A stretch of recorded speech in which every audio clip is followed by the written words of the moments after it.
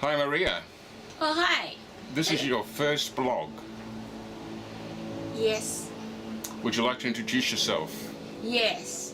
Hi, everyone, and good day to all of my friends and family and my future friends to be. My name is Maria Ofner. I am 60 years old. I have two boys. My eldest son is already passed away on the 23rd of January 2017.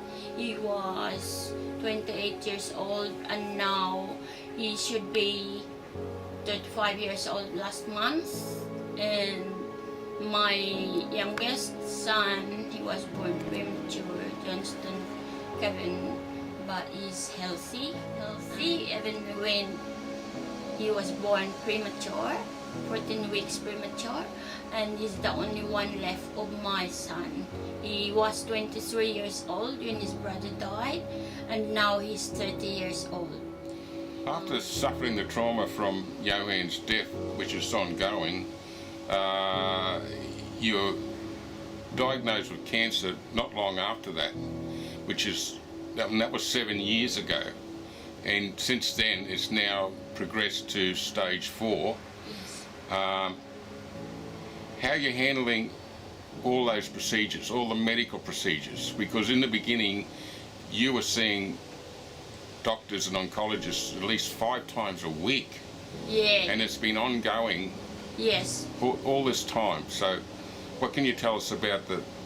Oh, I was so busy from the beginning, going in and out the hospital. I didn't know what to do because no family support me and no friends. Johan is not here anymore to support me and helping me or giving me ideas what to do, and I'm scared to have a chemo because I really have a trauma. And first thing, I didn't know that I have a cancer for the first few weeks after I died, and I was walking in Surfers, passing by on the monkey bus, the monkey bus that he requests the council to put it in the park, beach park, and get ready for the Olympic Games.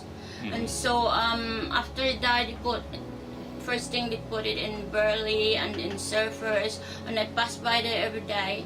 And then he was whispering on my ear and say, Mom, get on the monkey bar, get on the monkey bar. And I said, leave me alone, leave me alone, leave me alone. I'm not going to do it. I can't do it, And so until about 2 weeks, I passed by there every day. So because walking helping me, and looking at the beach and this and that, and you can't just leave me alone. After 2 weeks, I made myself to get on the bar, and I was easily can do it, and I keep on doing like this, chin up, chin up, chin up, until 10 times. I did it every day for 2 weeks, and after 2 weeks, I feel that I have pain here, and I thought it's sore muscles from doing the of course. chin up on the monkey bars. But actually, after 2 weeks that I stopped the chin up on the bar, I still have the pain, and I said, I was looking for the pain, and then I found a big lump, like marble. And so I went to the doctor and request for the biopsy, and then when the biopsy comes up, it's a cancer. Stage 3. And then I found another one, but this one was floating over my bones, and this one here was so bad. The 2 lymph nodes is like a root, so that was very nasty. It's metastasis. So after that, so I had operation, this and that, and that's about only like 10 weeks. I find out 10 weeks after Yuan died. So I was like lost in the dark. So everything's escalating by now. Your trauma and Yeah. everything's just crashing down. I lost in the dark because I was like on the top of the volcano that was falling on the edge down the cliff, you know, and looking up the sky. I feel like that. Oh, I have nobody, no family helping me, no one at all. And so I'm helping myself. After I had operation, I'm not allowed to drive. But then I said to the hospital, my friends picking me up. But they went in my room and I went out with them. But they did not drive me back home because my car is waiting in the car park. So I jump in my car and drive with one hand because I'm not allowed to use the left arm, you know. Not even to open the garage. It's too heavy for me. And then after that, I keep on going to the hospital, you know, in and out, by the ambulance. But actually, I thought I had infection, but I did. So I was lack of care by the hospital, and so I did dressing for myself to get rid of the infection.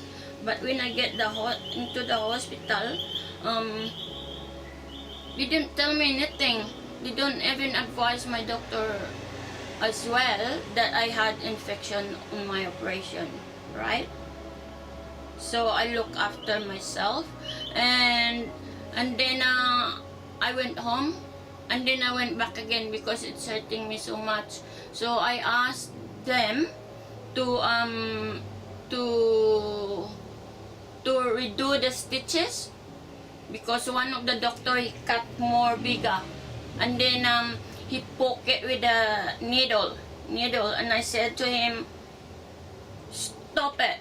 I said, "You're hurting me. I'm not a piece of cat and a dog from where you come from, you know." So I just did a kung fu snap on him, and he get shocked. And I said, "You know, you're hurting me." I feel like kicking him as well, you know, because it's hurting me. You don't have consideration. It's been 7 years now. You've been dealing with this, and you've obviously struck a number of doctors that you didn't get on with too well, which is normal in those circumstances. Some of them, in what way did you think they were neglecting your problems? Because they were bullied me, and I feel like I don't trust them because one of the doctor was telling me, you're gonna die soon. You're gonna die soon. You know you have a blood cancer. And then I said, "No, I don't." And then the other doctor told me also that, "Oh, you're gonna die soon. You don't you know that you have a cancer all over your body?" And I said, "No, I don't." And then the other one doctor, my next appointment, also he told me also lots of BS that I have a TB. I said, "What? I don't have TB." And she asked me, "Oh, you have to wear the mask before." That was a while before COVID. "You have to wear the mask." And I said, "No, why should I wear the mask?" And then she said, "Oh, because you got TB." And I said, "You make sure to say that I have TB. I know I don't have TB." And then she said, "No, I'm not gonna talk to you unless you put the mask, the face mask." And I said, "Okay, I put this on for you, and then you can talk to me." Weren't they telling you at one stage that the cancer was in your lungs even? No, in my blood. On your blood? Yeah. But when they did a test, it came You know back... that if you have a cancer in our blood, it's so scary. It's worse than anything. Yeah, but then it came back negative. Is that right? Yeah, I don't have cancer in my So blood. they've given you a number of false... Yeah, false readings stories and misdiagnosis me with lots of bad BS. diagnoses and things. Because I can't have, first thing they want me to have chemotherapy, and I can't have that chemotherapy because of my trauma, depression, anxiety. It's too much for me, and I can't have anymore and when any more stress, because what happened if I have a chemotherapy, it's gonna bald my head, I look different, I look like a living dead, I get more stress, plus I don't have family, and then to look after me, I don't have anyone at all. And so they said to me, oh, we can help you, we put you on the palliative care. And I said to them, no, I'm not gonna be in the dying room. Plus, also, I can only do things as I believe in my mind and connecting to my heart. Right? If my mind says something no and my heart said So you've been yes, you have been I can't do defiant. anything. You've been It has to defiant be to some together. of their requests, because and it's proving that it's giving you longer jeopardy. You've compared to now, you're doing well, Yeah. considering everything you've got. Yeah, because I don't really wanna think that I have a cancer. After a few months of my operation in 2018, my cancer turns up stage 4.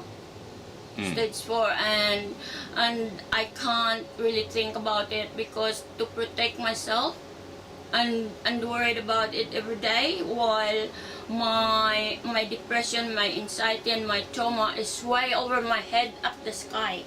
So compare my cancer, terminal illness, compared to my mental issues, is very small. It's like the edge of my fingernails, right? So I just live without thinking I don't have a cancer, I'm healthy. And that seems to be a really good solution to a I'm lot of healthy things. and try to be positive Because that every gives you day. good mental health, right? Yeah, and because if I think about it, I feel sad. I'm worried about Johnston, that what if ever happened to me, he's only by himself, we got no family, how can he live? Only his dad, you know? How can, I don't wanna, die, and I don't want him by himself, to live by himself. And it's not that easy to have only one son left, because Johan was the biggest member of our family. He's the head.